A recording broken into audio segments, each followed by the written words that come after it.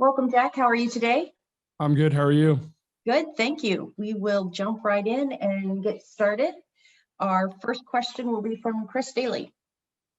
Hey, Jack, you originally committed to Notre Dame to play lacrosse before going to Wisconsin for football. So what does it mean to you to be here now at Notre Dame, leading them to the 5th overall spot in the country and in the Fiesta Bowl? And just what does this program mean to you? Yeah, I mean, it means a ton to me. It was always sort of my dream to come play football here at Notre Dame. And obviously I was coming here for lacrosse. And then when I was in the transfer portal and Notre Dame came around and offered me to come here, it sort of just felt like it was meant to be. So every day just feels like a blessing to be here. And I'm just super excited for this last opportunity. Let's go to Patrick Engel.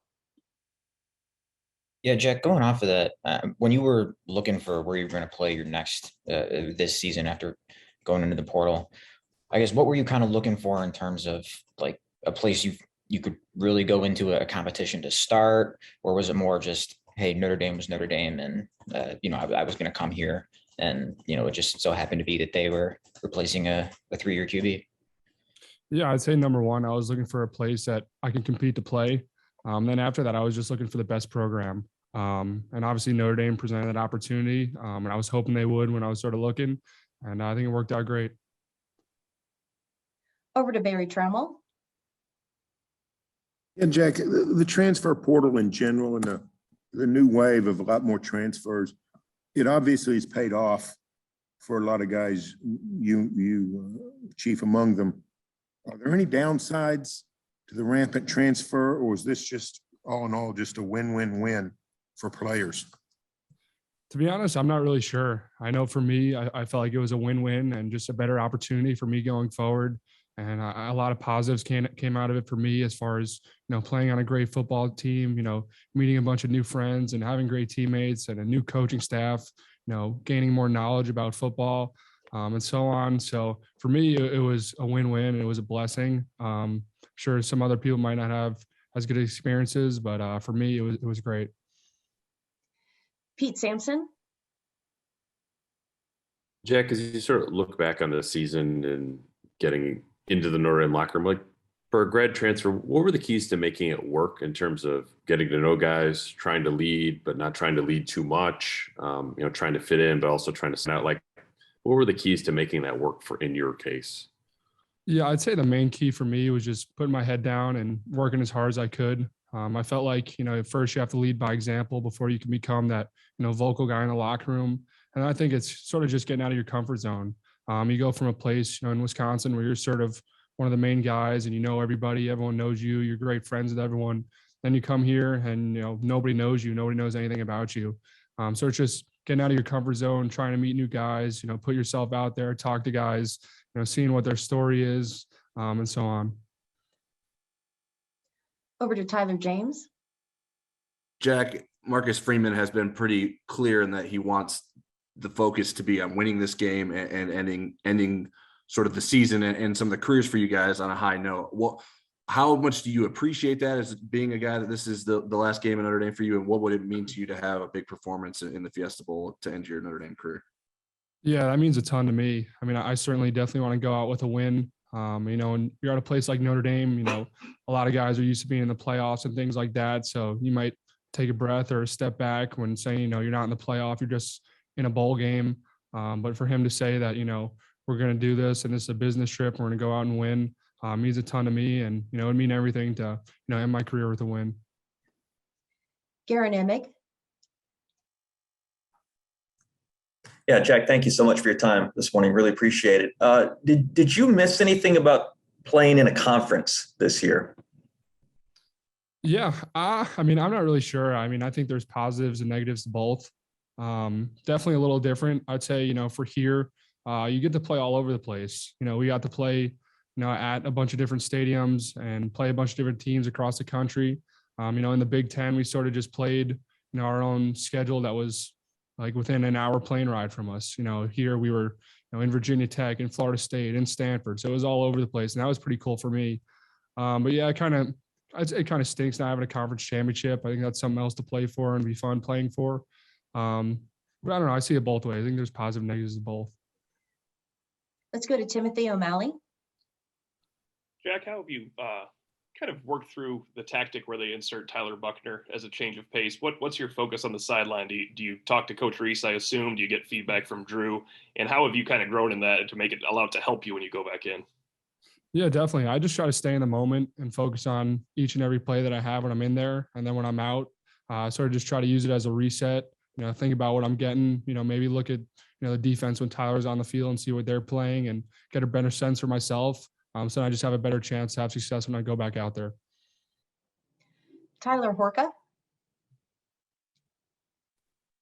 Hey, Jack, I asked Tommy about Logan Diggs, and one of the things that he said was just the maturity that he has for a true freshman. So I'm curious how you saw that maturity kind of develop throughout the course of his true freshman season. And when did it get to a point where when you saw him jogging onto the field, you were like, okay, there's not going to be a drop off. This guy knows what he's doing, and he's a very capable back at this level and at this program. Yeah, I mean, I'd say from day one, he's had a big swagger and confidence to him that was noticeable. And from day one in fall camp, I mean, I saw how talented he was. Then going on, I saw how smart he was in protections and, finding holes and things like that. So he'd made so many plays throughout fall camp and during practice throughout the year. So I was super excited when he got his first opportunity to touch the ball. And I knew he was going to have success here from pretty much day one. Let's go to Jose. Hey, Jack, welcome to Arizona, man. Thank you. It's great to be here. Yep. Hey, I saw the video of Marcus Freeman, as the reaction in the locker room to him when he was announced as the coach. Just, the raw energy and emotion from that. What was that moment like in the locker room? Yeah, it was amazing. I mean, it was such a special moment, for him, and I'd say for us too. I mean, you could see how much guys loved him and were excited for him. And we definitely want to, start him off on the right note and get a win for him. And guys are going to play very hard for him.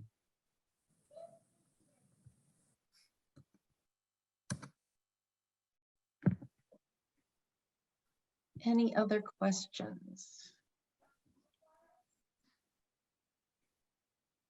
Let's go back to Pete Sampson. Jack, I was interested if you could sort of sum up where the offense got better, how it got better in the second half of the season, and if you sort of see the Fiesta Bowl as a chance to sort of stress test that against, a defense comparable to Wisconsin, comparable to Cincinnati, that, was obviously a very difficult matchup for you guys earlier in the year.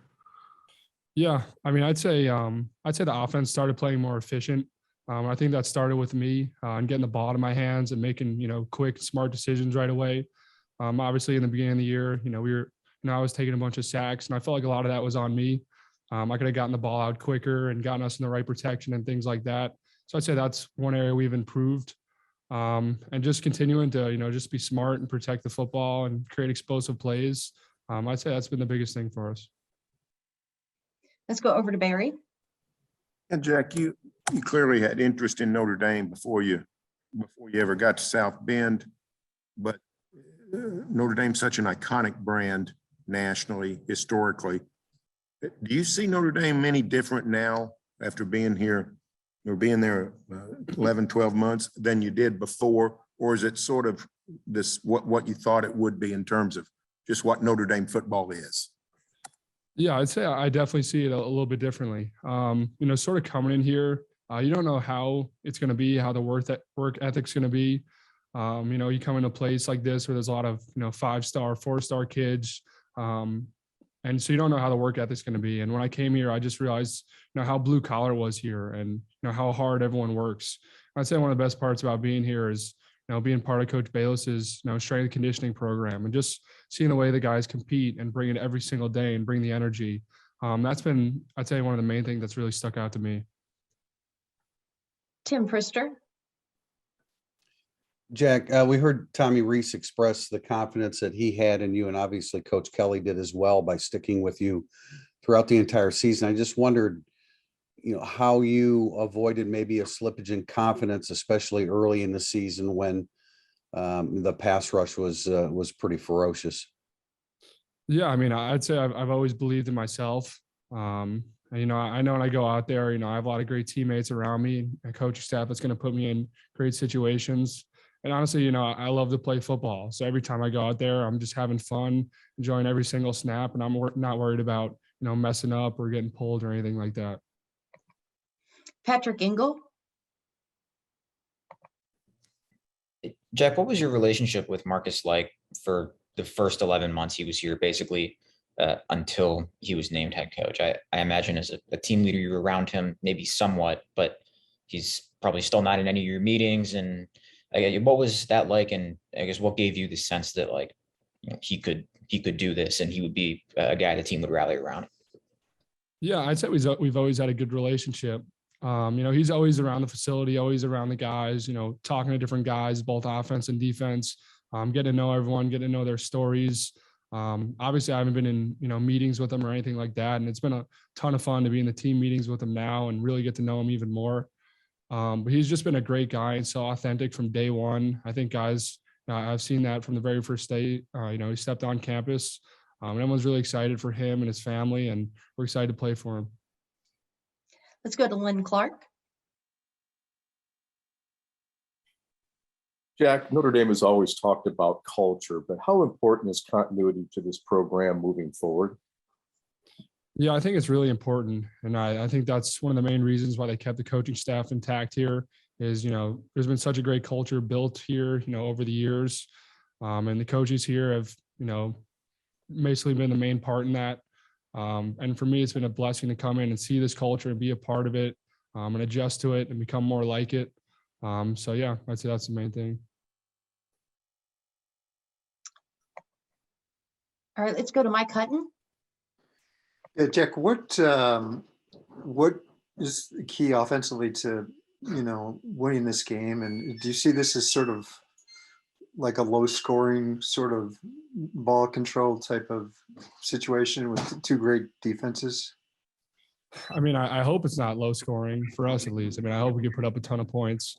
But I'd say one of the keys is, you know, protecting the football, not turning it over, creating explosives down the field, and just being efficient, you know, getting good plays on first and second down, staying in third and manageable situations, and just being a smart football team.